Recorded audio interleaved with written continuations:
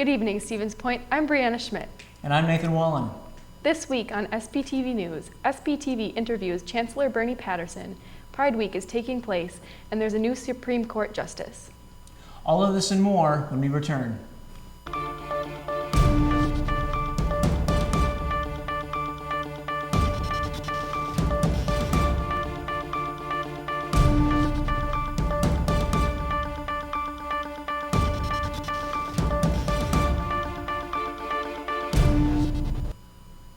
This past Sunday, disturbing videos circulated the internet of a doctor being dragged off a United Airlines flight from Chicago to Louisville. The airlines overbooked the flight but needed to send 4 employees to Louisville who had to work the next day. After asking for 4 volunteers and offering compensation, no passengers offered to give their seats. 4 passengers were selected and 3 reluctantly left.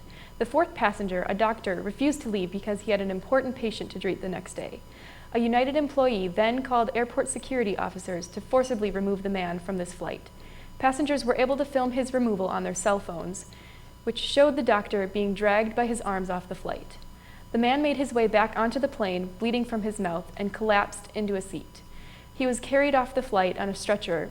One of the security officers is suspended and a full investigation is underway. United Airlines released a statement apologizing for the incident, but are currently receiving heavy backlash. The Marathon County Courthouse has decided to tighten security after an empty gun holster was found in a bathroom April 5th. The courthouse was put on lockdown and the 9 civilians in the building at the time were asked to leave. Entrances with metal detectors have increased the security presence, and the police department searched through all the security camera footage. No suspect has been found at this time. Marathon County law enforcement officials told the Marathon County Board's Public Safety Committee that they are working on moving forward with security measures, and also the county courthouse security is currently not up to standards. Some judges requested changes before the committee unanimously approved implementing immediate and long-term improvements. SPTV's Sarah Sartell and Erica Jones took a deeper look into Greek Week that is happening next week. Greek Week 2017 is coming up. Next week, we interviewed Special Events Coordinator Gloria Konensky. Greek Week is a way for the fraternities and sororities on campus to kind of have a whole week dedicated to hanging out with each other, being a little competitive, and having fun, and just enjoying what it means to be Greek and celebrating that. Not only do they want to accomplish getting to know other Greeks, but have some fun as well. Some fun getting to that kind of point in the semester. It's just a way for all the Greeks to just unwind and have some fun, be a little competitive and things like that. There are many different events happening each day of the week. So starting off on Monday, they're going to design their own Greek row on pieces of paper that will hang up in the DUC, as well as trivia. And then there's things like casino night, there is a Zeus and Aphrodite contest, there's volleyball tournaments, and they're also doing a screening of the movie 13th, and that's a philanthropy event. Even though it's only for Greeks, it's a great way for other students to see what they do.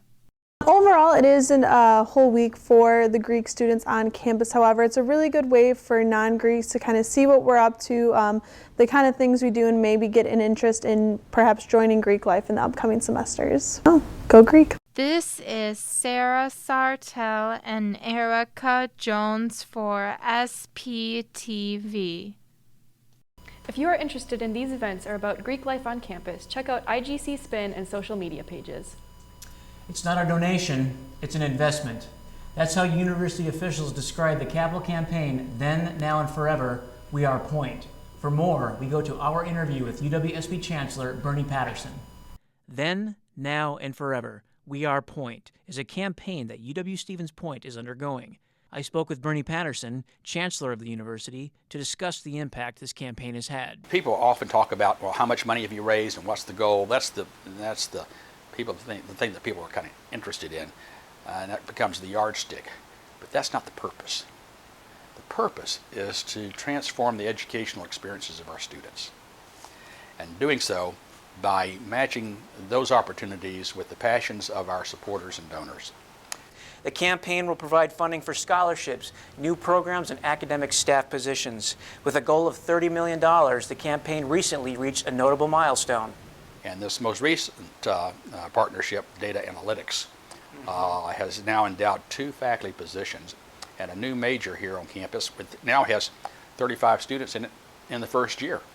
Chancellor Patterson states that within the 3 years of this campaign, the university has had 57 new scholarships and about 32 new programs, and it will allow enhancements to academic plans.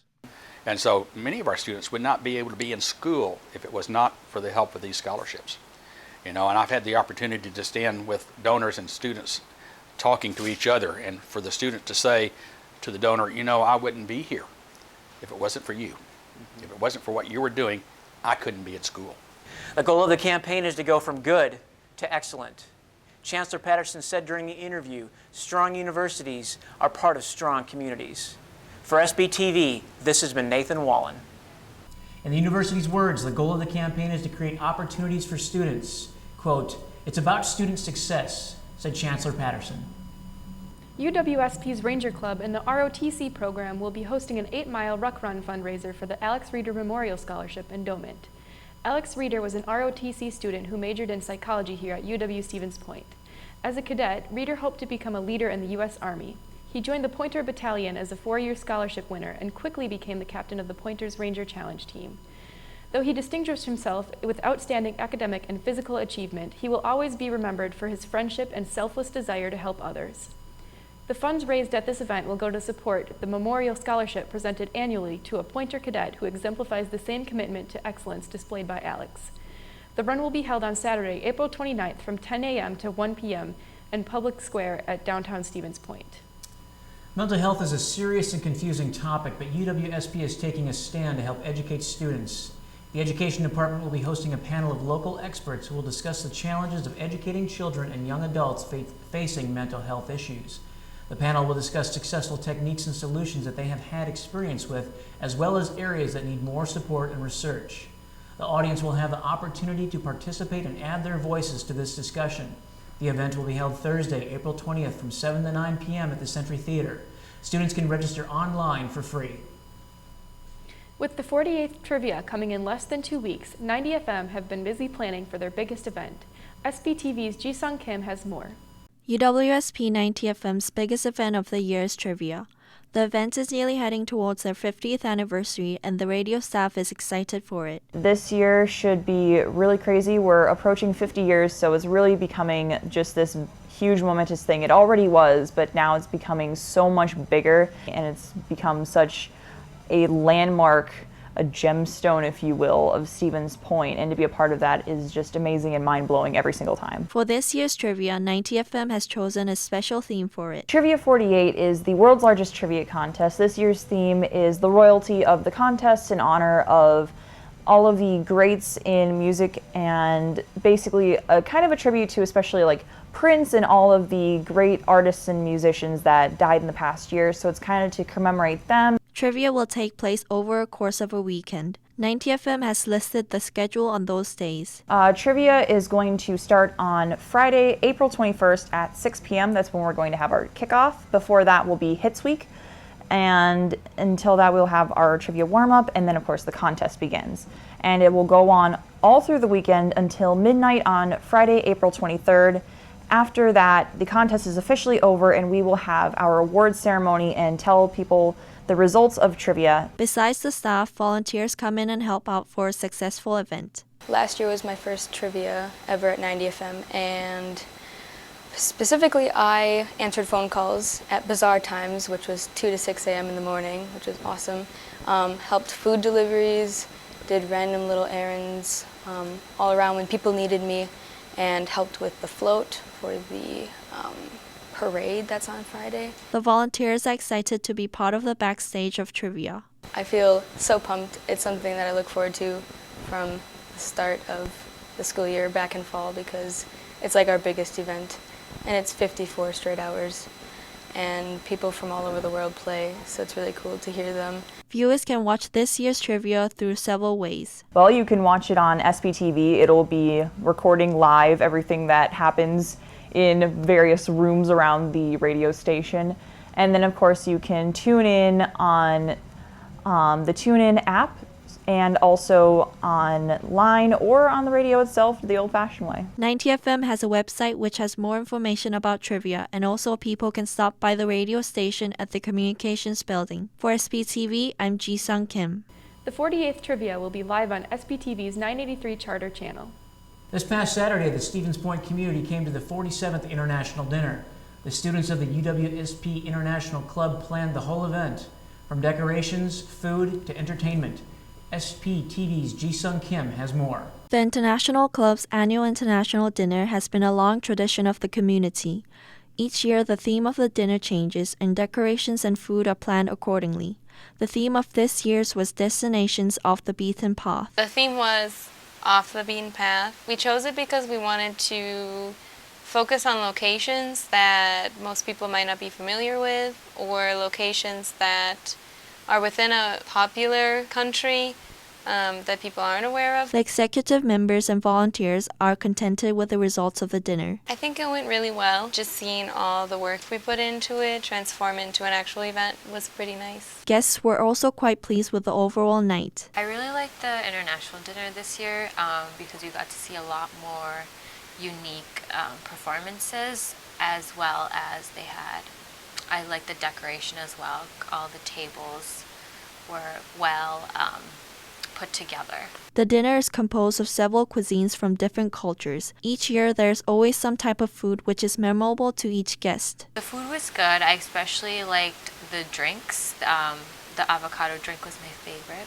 The guests also gave some feedback about the event. I enjoyed that a lot more community members are attending our events, but it would be really good for students to attend the events more, especially since then that way they can learn about more diverse cultures. This year's ticket for the dinner were sold out quickly and many students couldn't attend. However, students chose to volunteer to still be part of the event. For SPTV, I'm Ji-Sung Kim. The International Club is having their last general meeting Thursday, April 20th at the Noel Fine Arts Center.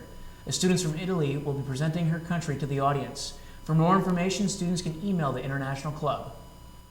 The American Red Cross and SIEO are partnering up for the UWSP Blood Drive. SIEO is looking for volunteers to help manage the drive and donors. Students can sign up online or register for a time to donate. Walk-ins are welcomed, but the process for donation to recovery takes about an hour, so plan accordingly. The drive will be on Tuesday, April 25th and Wednesday, April 26th from 10 a.m. to 3 p.m. in the DUC Laird Room. SIEO's Be the Change event is coming up and in need of 150 volunteers.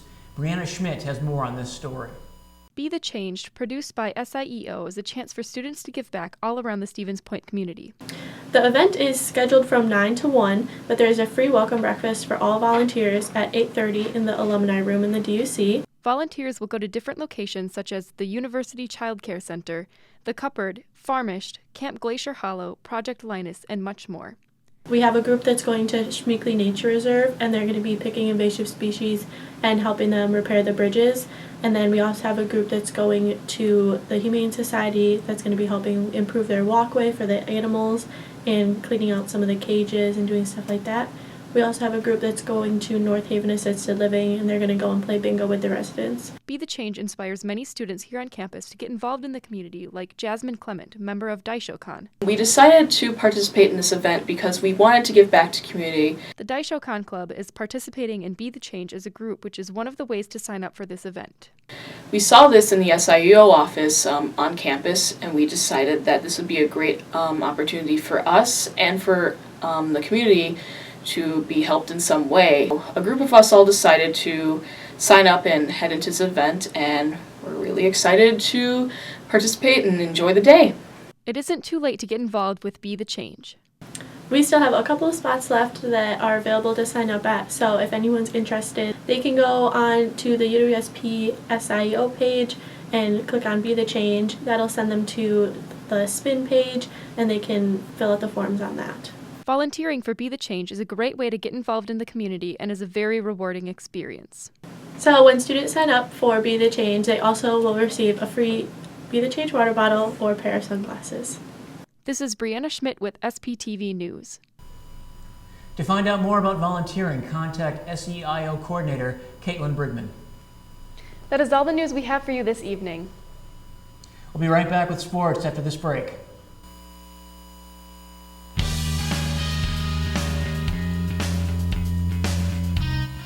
Warzala, the 7th largest book printer in North America, is hiring students for the semester. We are 100% employee-owned and located right here in Stevens Point, Wisconsin. All shifts currently hiring, with jobs starting at $10.80 an hour. Hours are flexible. For more information, contact the Warzala HR department.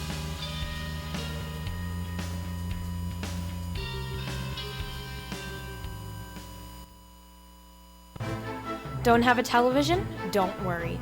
SPTV is available on demand at uwsp.edu/SPTV. Find your favorite shows on our website, plus links to all of our YouTube content. Stay up to date with SPTV news that includes information about campus and community happenings. And don't forget to like us on Facebook. We're SPTV-UWSP Television. SPTV. Let's make media together.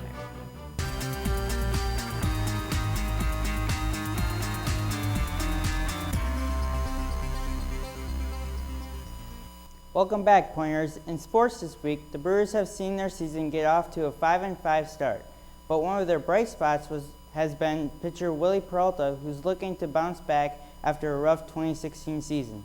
So far this season, he is 2-0 with a 2.45 ERA with 12 strikeouts and hasn't given up a home run yet this season. The Brewers have gone 500 over their last 4 games, including a 2-game series sweep over the Blue Jays. The team continues their 9-game road trip with a 4-game tilt against the Reds, followed by a 3-game series against the Cubs. The Milwaukee Bucks are headed to the playoffs for the first time since the 2014-2015 season. The team is led by Most Improved Player of the Year candidate Giannis Antetokounmpo, who's averaging 22.9 points per game. The Bucks have also seen major contributions from Rookie of the Year candidate Malcolm Brogdon, who's averaging 10.2 points per game. Now, usually teams with Rookie of the Year candidates will start campaigns to gain their players more publicity, but Brogdon wants any money raised from the publicity to be donated to charity instead. The Badgers basketball team found out on Wednesday that junior guard Jordan Hill will be transferring from the program following his graduation in May. Hill averaged 9.9 minutes a game this past season while averaging just 1.5 points per game. The UWSP softball team saw their game scheduled against Wisconsin Lutheran College postponed for the second straight week due to unplayable conditions at WLC's field. Another makeup doubleheader is scheduled for April 27th. The UWSP baseball team now stands at 9-9 on the young season. This past weekend, they split a 4-game series against UW Oshkosh. On Saturday, the Pointers won Game 1 4-0 and lost Game 2 8-2. On Sunday, they won Game 1 4-0 but lost Game 2 11-6. The UWSP football team released their schedule for the 2017-2018 season. The Pointers season starts on September 2nd with a 1 p.m. kickoff against St. Norbert at Gerke Park. Starting week 2, they travel to Albany for the first of 4 road games. The Spud Bowl is scheduled for September 23rd when they host Adrian. The Pink Game is September 13th against UW La Crosse. The Pointers will celebrate homecoming with a game against UW Eau Claire on October 14th. This is the first time the Pointers will have 6 home games since 2014. UWSP head baseball coach Jeremy Jerschley is currently in his 2nd season as head coach for the Pointers. He was an assistant coach for the Pointers for 4 seasons before he became the head coach in July 2015. In his first season as head coach, he led the Pointers to an even 21-21 record. We learn more about him in this week's edition of Getting to Know You.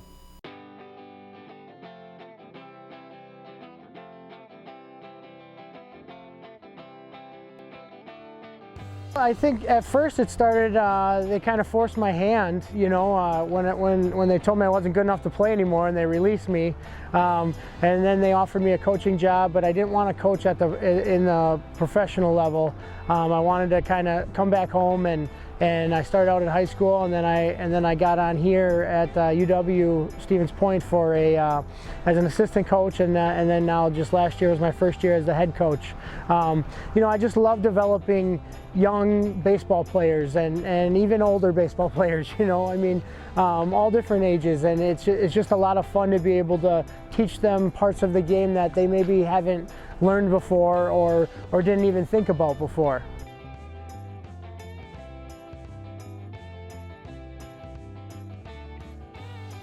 Yeah, my dad, I grew up as a youngster in the dugout all the time in his games, watching him manage games and picking his brain and doing all kinds of things. Still pick his brain to this day, and he's a big advocate of saying, hey, you're always learning. Baseball's a game where you're always learning.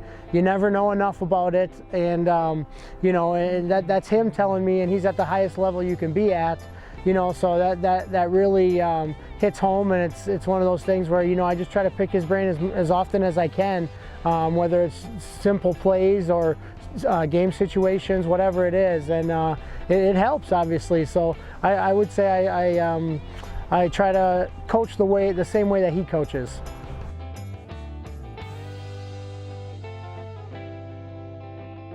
I would have to say basketball.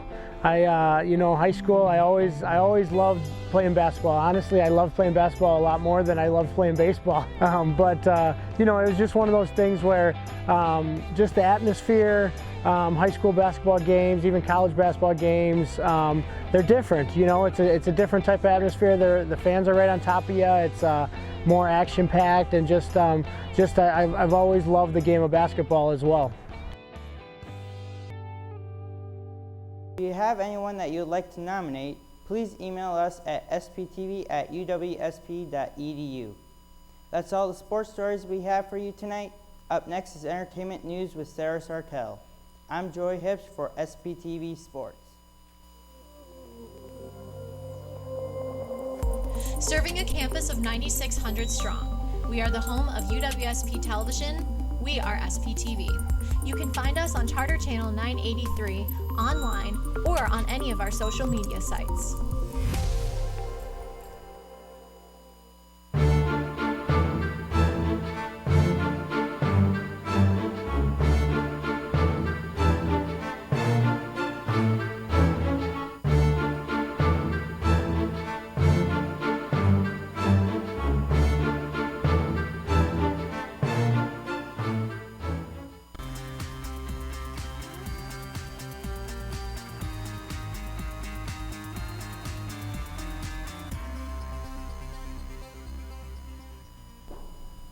This past week was Pride Week here at UWSP. Events were held every day to celebrate and support the LGBT community. Austin Lepak has more.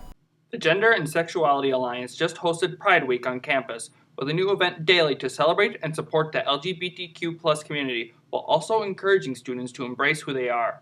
A lot of people are kind of scared to be who they are, and so this event this whole week is kind of built on expressing who you are, be proud of who you are, and love yourself and that kind of thing like that, and it's really important. Aaron also reinforced the fact that your friends will also love and support who you are. They are the ones who are going to be super excited. They're the ones who are going to help you out. They're the ones who are going to be up late talking to you if you are upset about something. At least that's what I can say for my friends. They were really supportive, and I guarantee that if they are true friends, they will be supportive of you too. Even if you do find yourself in need of further help and support, the GSA here on campus will be there for you. So not only are we a resource space to provide information for the community and educate the community, we are also a safe space for students to go here on campus. So students who identify with the community, they can come there if they have questions or concerns, or where do I go if I need health care, or who can I talk to if I want a certain medication or something like that. They can come to us, and we will do everything that we can to answer that question and send them in the right direction to get the right help and everything.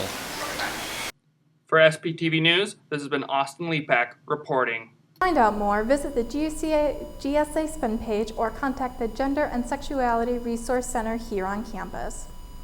Country music singer and songwriter Easton Corbin is rescheduling his concert at UWSP. Corbin has been the recipient of many American Country Music Awards, and he is currently working on his 4th studio album.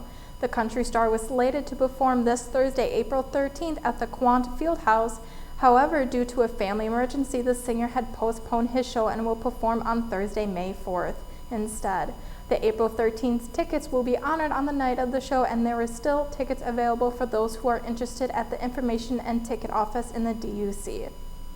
A Taste of Hawaii is coming to UWSP on Thursday, April 20th. Centertainment Productions is hosting Hawaiian Night, in which students can enjoy games, crafts, food, music, and more. The event will be held in the Encore Room of the DUC at 8 p.m. Admission is free with student ID and $5 without one. UWSP is partnering with the organization's Conversations with Care to bring the film Being Mortal to Stevens Point. The film deals with complex topics such as serious illnesses, end-of-life issues, and caregiving. The showing is the start of National Healthcare Decisions Week, which will take place April 16th through April 22nd. There is a discussion after the showing to engage members of the community and students to talk about the themes of the documentary. The event will take place on Monday, April 17th from 6:30 to 8:30 in the DUC Theater. It is free and open to the public. That's all we have for you for this week in entertainment news. Now over to Austin Lepak with Pointer Politics. I'm Sarah Sartell with the SPTV Entertainment News. Thanks, Sarah. This week in politics, Syria is facing international backlash from the use of chemical bombs on innocent civilians last week. The United States, the United Kingdom, and France have teamed up to create a resolution that would have held Syria accountable and forced the country to cooperate with investigators about last week's attacks. However, when put to a vote, Russia vetoed the UN resolution. It only takes one member country from the UN to veto a resolution for it not to pass. Russia is receiving backlash from Western ambassadors about their continued support for Syria. The veto of the resolution has caused a bigger rift in relations between the United States and Russia.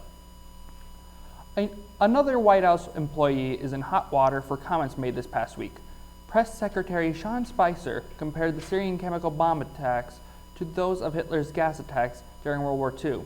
Spicer made the comment during a press conference in his attempt to condemn the Syrian president for his actions against the innocent civilians.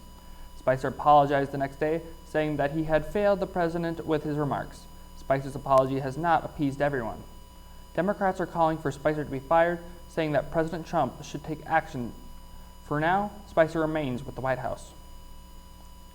This past Monday, President Trump celebrated a victory as Republican nominee Neil Gorsuch was sworn into the Supreme Court. The president's first 100 days have not been easy. This is a historic event in Trump's legacy. One of the reasons that many conservatives supported Trump was for his promise to appoint officials to office. Gorsuch used his speech to thank the American public and promised that he will do his best to uphold the constitutional laws of the nation. The Department of Homeland Security is enforcing additional screening on some aircrafts as part of their larger electronics ban that was put into effect last month. The ban prohibits electronic devices in the cabins of certain flights, and the extra screenings are taking place in 14 U.S. airports. These measures are taking place in flights originating from 10 airports in Egypt, Jordan, Kuwait, Morocco, Qatar, Turkey, Saudi Arabia, and the United Arab Emirates. DHS spokesman David Lapan stated that they will continue to evaluate the threat environment around air travel, and they will make other decisions to either expand the restrictions or to ease up. Lapan commented that they may still expand the restriction to include more airports and devices. That is all that we have for you this week in Pointer Politics. I'm Austin Lepak. We'll be right back after the commercial break. Stand by camera 1. Coming in on camera in 5, 4, 3, 2, 1. Take camera 1. SPTV News serves Stevens Point, the largest city in Portage County and home to 26,000 people. SPTV News covers campus, local, and national news, as well as local sports and entertainment. Melissa Mitrovic will present you the latest in Point news.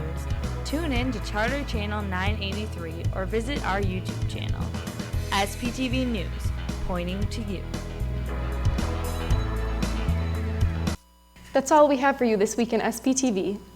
Because of trivia coming up, we will not have news for the next 2 weeks, but we will have 5-minute news updates during trivia. Until next time, Stevens Point, have a great night.